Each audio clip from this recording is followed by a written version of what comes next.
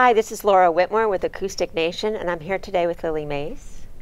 Hi there. How you doing? And she's going to show us some fun stuff on the guitar.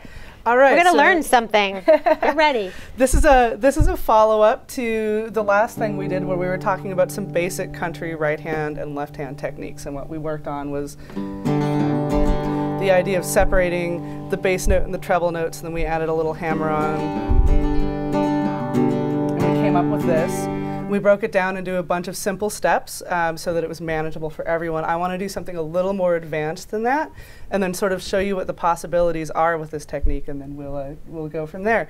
So last time we did this entirely with just the picking hand, and which is really useful in like a high volume setting especially, because you can actually get a lot of sound out of your guitar without losing the clarity. But there are some other ways to do this that lead to maybe a little more finesse or a little more melodic opportunity, and I want to talk about hybrid picking and how that can work for you.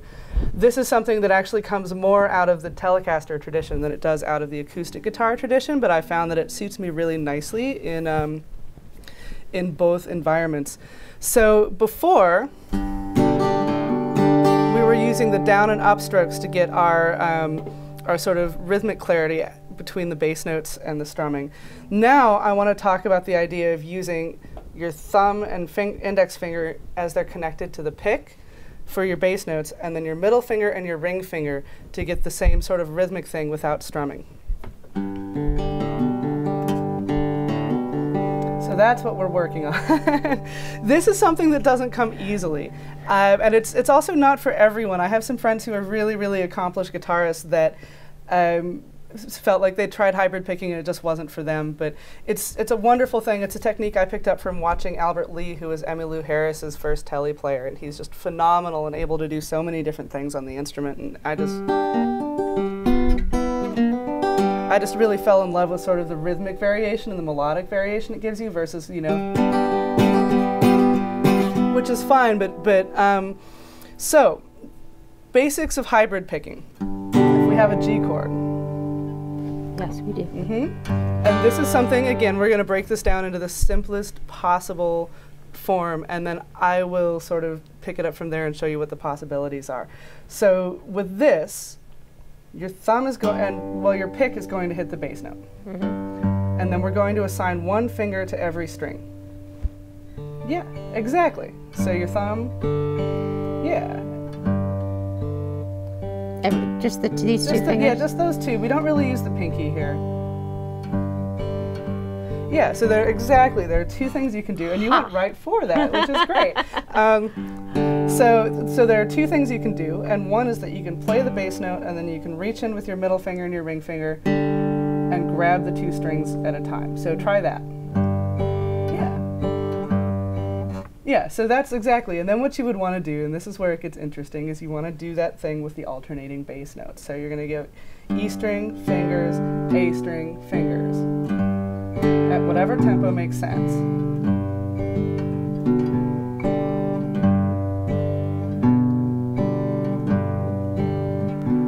Yeah, now the trickiest thing with this at first is managing your volume, right? Because you've got this pick that's just generally designed to project more, and then you've got these fleshy bits of your fingers. So we do want the bass note to be a little bit louder than the other strings, but not so much louder that you can't hear them. So try the same thing again. I'll try not to drown you out. And see if you can really dig in with those two fingers so that they're really getting some sound out of the guitar.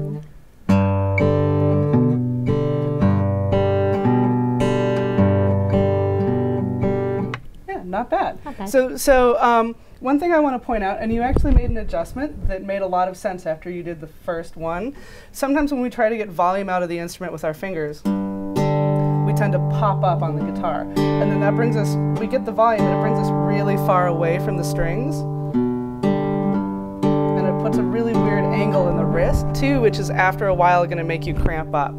So you want to stay loose in your wrist, which is something we talked about in the last lesson also.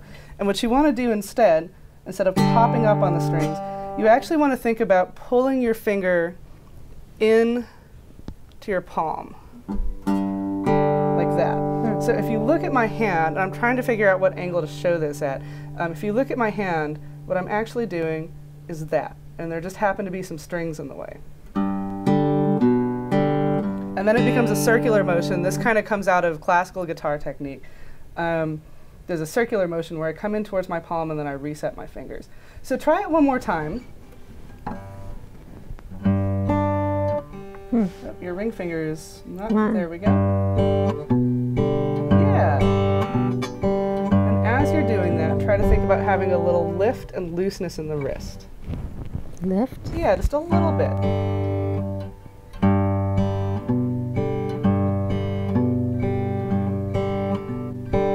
That's getting there, right? Yeah. So these little tiny adjustments, which seem, you know, they may not even be visible on camera so much, these little tiny adjustments are actually the thing that make it possible to pull off some of these techniques. So in general, when we first start playing, we think that it's so much work that we're engaging all of these muscles. You want to think as much as possible about being loose and supportive, and so that may mean that you lift your wrist up a little bit and everything comes from there instead of from being down here. So the next thing to add, which I'll go ahead and demonstrate, is that little hammer-on that we did before. So what you're going to do is play the bass note. Watch your right hand again. You want to really set those guys up before you even start. Now when you get to the next bass note, exactly, you're going to lift your first finger off of the A string and hammer it back on.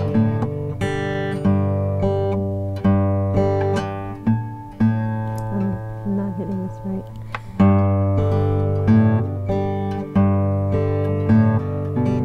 Yeah, that's the idea. So this is not something that happens overnight. In fact, the fact that we're able to do this in like 5 or 6 minutes is, you know, it speaks well of the student, and it also should encourage you to feel like this is something you can do if you just plug away at it.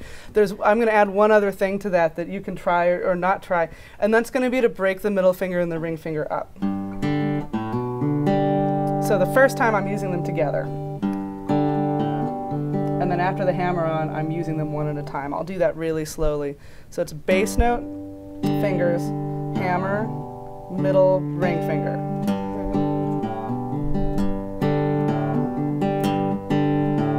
You can also do this in the reverse,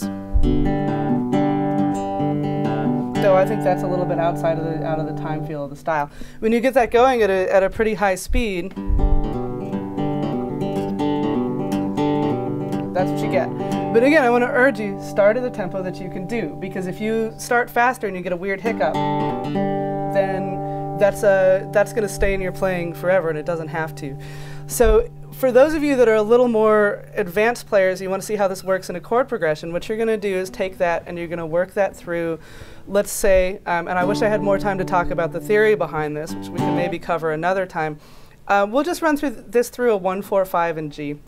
And for those of you that don't know what that is, that's basically G, C, D, and back to G.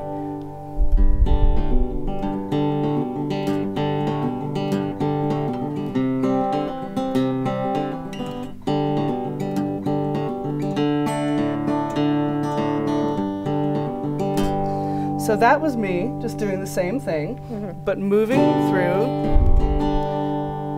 G. C, I can still do the same hammer-on with my middle finger. With D, there are a lot of sort of fancier ways to achieve the same thing, but you can also just go back and forth between the bass notes. So if I were going to do this at full tempo, it would look like that, and I would maybe add a little hybrid picking lick in there, which we can talk about another time. So here's how this would go.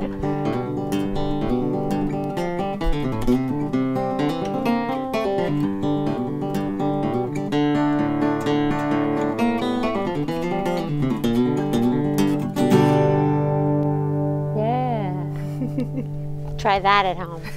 You should. I'm gonna. All right. Thank you. Yeah, you're welcome.